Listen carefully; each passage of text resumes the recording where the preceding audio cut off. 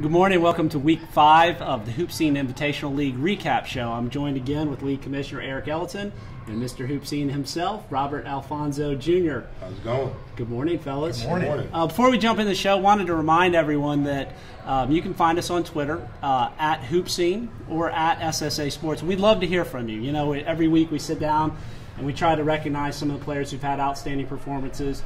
And there's 4 games going on at different times, so obviously we miss them. So, you know, tweet us, comment on the YouTube video. We'd love to hear your feedback on players that we've missed, performances we miss, and we'll try to identify those and recognize those players. So that being said, let's jump into the show and talk about a few of the games. We'll start with the Georgia Hawks and the North Georgia Elite. That was the 7th and 8th grade division.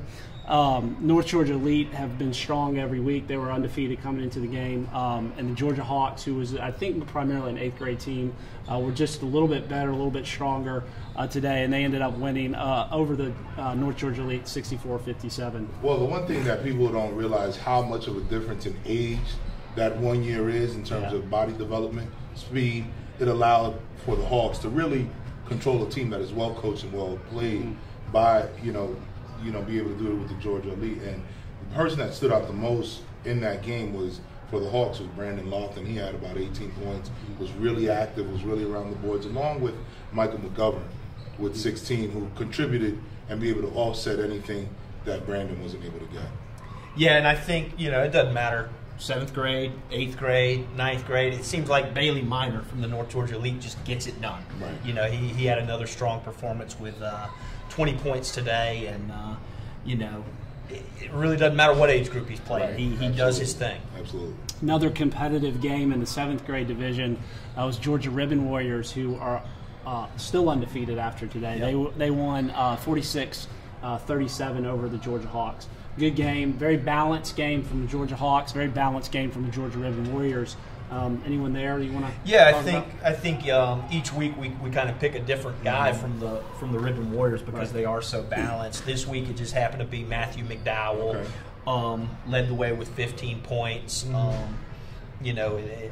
the story of that team really is the balanced attack. Yeah, last week it was the guards. This week it's the bigs. So we talk about different guys each week. Let's move to the 3rd and 4th grade division. EOTO gets the win 30-24 over the Georgia Heat. That was a really good game, real tight, very highly contested game. Good to see a good competitive game at that age group. And again, I love watching those little kids compete, and playing for the love of the game. And you said it best, Mike, playing for the love of the game, and the kid that has an enjoyment out there, that he seems like he's out in the park playing by himself and enjoying time and enjoying life, is Joshua Brown with his 11 points. And he's so active and so fun running up and down the floor just to watch. Yeah, and for the Heat, I'm probably going to butcher his name, but Kyle Bachkosky had a phenomenal game with 12. Of the 24 points, he scored half the Heat's points, so he really played well.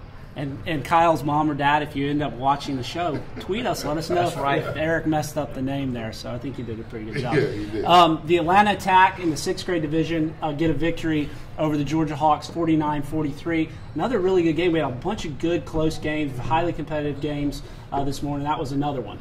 I think teams are getting a little feel for themselves right now. They're getting an opportunity to be able to see what they're capable of doing. And, Joshua Hill had 20, in the process of being able to get that excitement, get that team going for the attack. Yeah, and for the Hawks, it was all about Justin Deak. With his 13, coach's son, played a good game. Yeah, and as we said at the beginning, it's hard to recognize everyone. But, there's a few other players, without getting into the details of the game, that I thought had great performances today, something notable performances. Rolan Wooden for the Georgia Hawks had 13 points. Anyone you guys want to mention? Yeah, I think from Interman, Deon Richardson had 18. He played a solid game, even though they lost. He competed the whole time. And another thing, in the Georgia Hawks, they have a lot of good teams, a lot of good programs, and players within their programs. 2 guys that came about is Cameron Carter and Darius Thompson. Carter finished with 16 in his game, and Thompson contributed with 12 as well.